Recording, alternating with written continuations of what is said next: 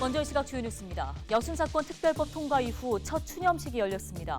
민간인 유족과 순직 경찰 유족 등 전남 동부권 6개 지자체의 합동 위령제가 진행됐습니다. 현장 실습을 하다 학생이 사망한 사고와 관련해 청소년 노동인권센터가 대책 마련을 촉구했습니다. 이들은 관련 제도가 근본적으로 잘못됐다는 지적이 계속됐지만 고쳐지지 않았다고 강조하고 있습니다. 외교부가 유엔 기후변화 협약 당사국 총회의 개최지를 아랍에미레이트에 양보했습니다. 여수시는 외교부의 결정으로 국내 유치 계획이 무산됐다며 아쉬움을 드러냈습니다. 최근 일주일 동안 전남 동부권의 주요 이슈를 살펴봤습니다. 지역민들은 코로나와 거리두기, 특성화고 등에 관심을 보인 것으로 나타났습니다.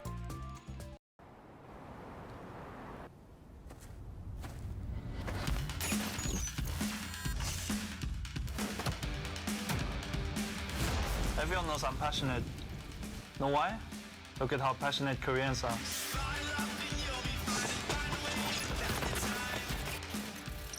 You know I'm fast. 네, 등번호 7번을 단 손흥민 선수가 대한민국의 매력 7가지를 꼽았습니다. 열정, 빠름, 창의성, 똑똑함, 재미, 그리고 애교와 화려함인데요.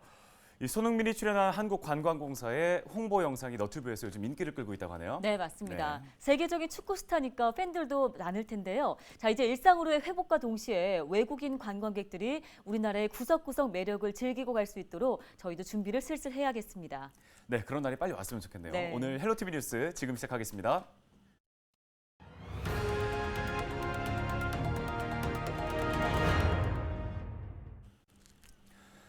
첫 소식입니다. 지난 6월 29일 국회에서 여순 사건의 진상규명과 명예회복을 위한 특별법이 통과됐죠. 사건 발생 73년 만의 일이었습니다. 네, 특별법이 통과된 이후 첫 추념식이 열렸습니다. 엄숙한 분위기 속에 여수와 순천, 광양 등 지자체 6곳이 모여 합동 위령제로 거행됐습니다. 서경 기자입니다. 2021년 6월 29일 사건 발생 73년 만에 특별법 통과였습니다. 유족들은 70여 년 동안 졸여왔던 가슴의 한을 잠시나마 내려놓을 수 있었습니다. 특별법 통과가 여순 사건 진상규명과 희생자 명예회복으로 가는 길에 문을 열게 해준 겁니다.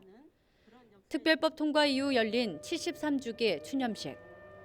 유족들은 여수에 봄날이 찾아왔다고 말했습니다. 할아버지, 할머니에게 보내는 편지를 통해 이제 고통을 내려놓고 환하게 진실이 밝혀진 여수의 봄날에 손잡고 함께 구경 오시라며 안타까운 마음을 전했습니다. 그리운 할아버지, 할머니, 이제 모든 걱정, 고통, 슬픔 다 내려놓으시고 그곳에서 두 분 만나셔서 손 꼭 잡고 여순 지역 봄날 구경 오세요. 사랑합니다. 고맙습니다. 고생하셨습니다. 특별법 통과 이후 치러지는 추념식인 만큼 민간인 유족과 순직 경찰 유족을 비롯해 정계 주요 인사들의 발길이 이어졌습니다. 김부겸 국무총리는 영상 추념사를 통해 여순 사건은 현대사에서 아직 풀어내지 못한 가장 아픈 손가락이라며 명예회복에 최선을 다하겠다고 전했습니다. 여순 사건 피해자 가족인 송영길 더불어민주당 대표도 자리를 지켰습니다. 송 대표는 자신의 아버지와 할머니가 여순 사건의 피해자였음을 고백하며 내년 1월 여순 사건 특별법 시행을 앞둔 만큼 후속 조치에 차질 없는 이행을 약속했습니다. 내년 1월 특별법 시행을 앞두고 있는 만큼 민주당은 후속 조치에 차질 없는 이행을 전폭적으로 뒷받침하겠습니다. 온전한 진상규명과 피해자의 명예회복에 최선을 다하겠습니다. 김영록 전남도지사는 여순 사건 발생일을 국가기념일로 지정하는 데 집중하겠다고 밝혔습니다. 내년 추념식부터는 정부 주관 행사로 치러질 수 있도록 노력하겠다고도 덧붙였습니다. 앞으로 여순 사건 발생일을 국가기념일로 지정하고 정부 주관 행사로 대통령이 참석하는 정부 주관 행사로 규모 있게 엄숙하게 치를 수 있도록 모든 노력을 다하겠습니다. 사건 발생 73년 만에 특별법 통과 이후 거행된 첫 합동 위령제. 유족과 지역민 모두의 염원이 특별법 통과라는 결실을 만들어낸 만큼 여순 사건의 정확한 진상규명과 확실한 명예회복을 위한 굳은 의지를 다시 한번 확인해보는 시간으로 채워졌습니다. 헬로티비 뉴스 서경입니다. 전남과 제주 지역 교원과 학생들이 여순 사건 73주기를 앞두고 현장 체험 학습을 진행했습니다. 전라남도 교육청은 제주 한림여중 학생들과 순천 팔마중, 여수 안산중 학생들이 모여 여순 사건 73주기 현장 체험 학습을 진행했다고 밝혔는데요. 학생들은 여수와 순천 일대 여순 사건의 역사 근거지를 둘러보고 여순 사건을 소재로 한 영화 동백을 관람했습니다. 전남교육청은 제주 4.3 사건과 여순 사건은 서로 연결되는 역사적 비극인 만큼 전국 단위의 교육을 기획하고 있다고 설명했습니다. 2박 3일 동안 현장 체험 학습 그리고 이 다양한 공연이라든지 또 전시라든지 또 공감 한마당을 통해서 서로 간의 우정도 다지고 이 공통점을 확인하고 평화와 인권에 대한 감수성을 키우고 정말 자랑스러운 우리 민주시민으로 성장할 수 있도록 이런 행사를 기획하게 됐습니다. LG엘로비전이 주요 포털 사이트에서 제공하는 최신 언론 기사를 분석해 지역민들의 관심이 높은 키워드를 뽑아봤습니다. 네, 최근 일주일 동안 전남 동부권에서는 어떤 주요 이슈가 올라왔는지 김신혜 기자가 정리했습니다. LG엘로비전 디지털 트랜스포메이션 팀이 클라우드 시스템을 개발해 분석한 전남 동부권 주요 키워드입니다. 2년 가까이 우리 삶에 영향을 주고 있는 코로나가 가장 먼저 눈에 띕니다. 관련 단어를 자세히 살펴보면 접종, 확진, 검사소, 노동자 등이 있습니다. 코로나와 관련해 동부권에서는 최대 10명까지 사적 모임을 허용하기로 한 가장 최근 발표된 거리두기 수칙이나 불법 유흥시설 단속 등과 관련된 기사들이 쏟아져 나왔습니다. 지난 12일부터 일주일 동안 동부권에서 발생한 확진자는 23명, 여수에서 20명, 광양에서 3명이 나왔고 순천과 고흥에서는 1명도 나오지 않았습니다. 예방접종률이 높아지고 거리두기도 점차 완화되면서 일상 회복에 대한 기대감도 높아지고 있습니다. 18일 밤 12시를 기준으로 순천과 광양, 여수 3개 지역에서는 10명 가운데 7명이 1차 접종을 마쳤고 2차까지 모두 마친 사람은 60%가 넘습니다. 고령 인구가 많은 고흥의 경우에는 각각 80%와 70%를 넘었습니다. 또 다른 키워드 살펴보겠습니다. 지난 한 주 동안에는 특성화고가 특히 주목을 받았습니다. 실습, 아르바이트, 학생, 추모 등이 관련 키워드로 눈에 띕니다. 이달 6일 여수에서 발생한 특성화고 실습생 고 홍정은 군의 사망사고와 관련해 지속적인 관심이 이어지는 것으로 분석됩니다. 실제로 여러 언론사들도 요트 업체와 관련된 수사 진행 사항과 전국 곳곳에서 제기되는 대책 마련 목소리를 주요 기사로 담았습니다. 해당 요트 업체는 홍 군이 잠수 자격이나 면허가 없는데도 잠수를 하도록 지시했고 2인 1조 작업 수칙도 기본 안전 수칙도 지키지 않은 것으로 파악됐습니다. 현재 사업주와 대표는 입건됐고 현장 실습 제도를 폐지하거나 원점에서 재검토해야 한다는 목소리도 잇따르고 있습니다. 이외에도 전남 동부권에서는 여순 사건, 아파트, 부동산 규제 등에 대한 관심도 높았습니다. 올해로 73주기를 맞은 여순 사건, 최근 입주가 시작된 광양 아파트, 순천과 여수 등 부동산 이슈가 지속적인 관심 현안으로 나타났습니다.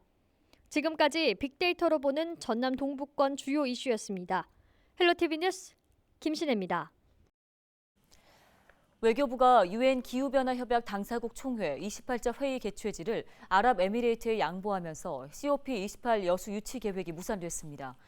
권오봉 여수시장은 그동안 여수시를 비롯한 남중권 12개 시군과 함께 COP28 개최를 위해 준비해왔지만 외교부의 결정으로 인해 국내 유치 계획이 무산됐다며 아쉬움을 드러냈습니다. 또한 COP28 남해안 남중권 유치위원회와 협의해 COP33 유치 전환 가능성을 검토할 계획이라고 설명했습니다. 기후변화에 대응하기 위한 노력을 기울이면서 부족한 컨벤션과 숙박시설을 보완하는 등 COP33을 유치하기 위해 모든 역량을 결집하겠다고 전했습니다. 여수 웅천 요트장에서 현장 실습을 하던 학생이 물에 빠져 사망한 사고와 관련해 전남 청소년 노동인권센터가 현장 실습 폐지를 촉구하고 나섰습니다. 전남 청소년 노동인권센터는 그동안 현장 실습 제도가 근본적으로 잘못되었음을 문제 제기해왔음에도 불구하고 만 17세 고등학생이 사망하는 사고가 발생했다고 밝혔습니다. 전라남도와 도교육청은 사건에 대한 철저한 조사와 책임 있는 조치, 직업계 고등학교 교육의 정상화, 그리고 현장 실습 폐지에 앞장서야 할 것이라고도 강조했습니다.